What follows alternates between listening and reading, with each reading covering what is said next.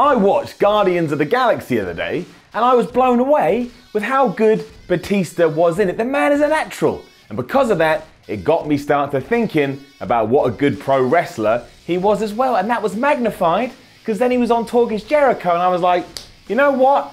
I like Big Dave. It then came to light, however, that Batista has reached out to WWE numerous times to have one more last run, and they've said no, which to me is madness, and it better happen damn well soon. Why? Here's why.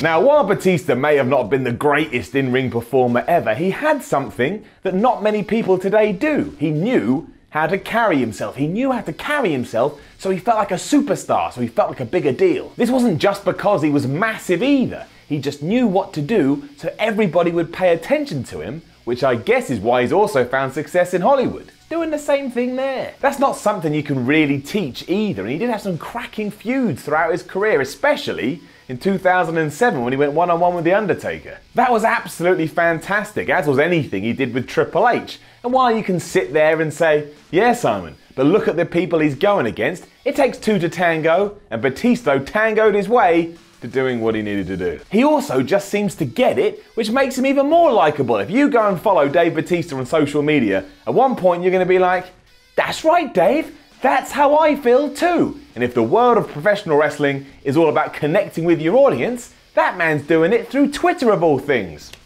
2 hands up, which now means good. Even when he last did come back to the WWE, he wanted to return as a heel. Why?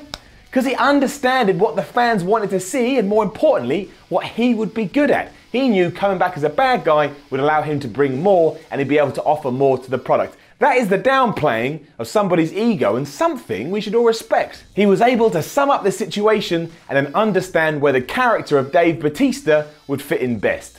That's a smart businessman right there, and like I said, that is someone that gets it.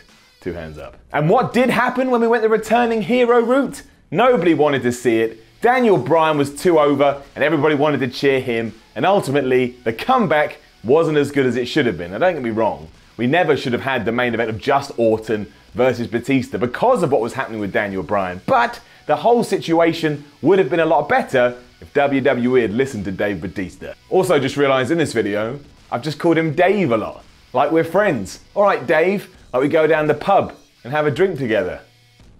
That'd be lovely. Given what he's gone on to do and where he currently is in his life as well, surely we should now all just sign off on the fact that we should give this man one last run. And to prove it, we're going to run a list of all the things. Number 1, he's Dave flipping Batista. Whether you like it or not, he's a star, and we should all want stars to come back every now and then. Number 2, he wants to come back. Once! Why on earth would you stop him? Number 3, he's massive, and to be honest, WWE kind of lacks massive dudes in 2017. And yeah, I do quite like the odd massive dude. And yeah, I know, Simon Miller likes big sweaty men. I do. Number 4, multiple new feuds. And yes, we'll get to that in a second because there is an asterisk to that one. But still, in your brain, Batista versus Lesnar. Yes, please. Batista versus Rollins. All right, Batista versus Owens. Here we go. Number 5, because it would just be a lot of fun.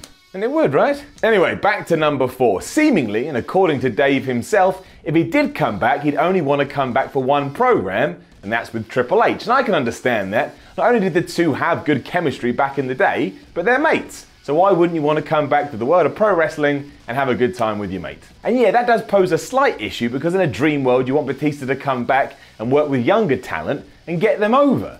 But given what WrestleMania is today, surely that's the perfect fit for Batista to come back and wrestle another veteran, in this case Triple H. Let's fast forward to 2018. We're at WrestleMania 34. You're having a great time because even though it is Lesnar versus Reigns in the main event, the sub-main event is AJ Styles versus Nakamura, and that just makes everything okay with the world. Triple H will be on that show, I would guess, and I hope he is, because I do enjoy seeing him once a year. And you could put him with someone like Kevin Owens or a Bobby Roode, and that would be fine, but it's not going to have the same magnitude or the same power as if it's Triple H versus Batista. You can't beat nostalgia sometimes, and having that kind of star power in what would basically be the mid-card is only going to help WrestleMania feel even more special. Then Batista can say goodbye, have his proper goodbye moment, and then go back off to making movies, and everybody's going to be left with a smile on their face. I genuinely can't think of a reason not to do this, and if you do this, you also get your special WrestleMania, oh, it's the past, but it's in the future now moment, and I do enjoy those. A few years ago we had Sting Triple H, this year we had Goldberg versus Lesnar. I look forward to those weird, kooky, bring back the past into the future moments. In fact, I'd be happy for that to become a staple for every Mania going forward, but that's pretty hard, because there aren't that many people you can call on. But Dave Batista is a guy you can still call on, and now his stock is bigger than ever. It's a win-win. Most importantly, I think Batista has earned his proper send-off. He did far better than anyone ever thought he would. He got to the main event level and he stayed there. And as we've gone over, he had a load of good feuds. And you know he did all right, because people remember him today. He should have a proper send-off before he's ultimately inducted into the Hall of Fame, wherever that may be. And I don't want him to come back and do the Hall of Fame thing and then have a match. I want it the other way. I want him to say goodbye, go make a load of badass movies, then come back. That way I get 2 of them, and I'd like that. In short, you're the man, Dave. And again, I really did enjoy you in Guardians of the Galaxy. So well done. Hopefully, I'll see you soon. Now, don't forget to leave a comment below and let us know what you think about Dave Batista returning to the WWE. Then like, share, and subscribe. Follow WhatCulture on Twitter at WhatCultureWWE. And come say hi to me at SimonMiller316. I am Simon from WhatCulture. This was the Y Series. Sometimes my head does hurt after slapping it, but I always rejuvenate and get back to where I need to be.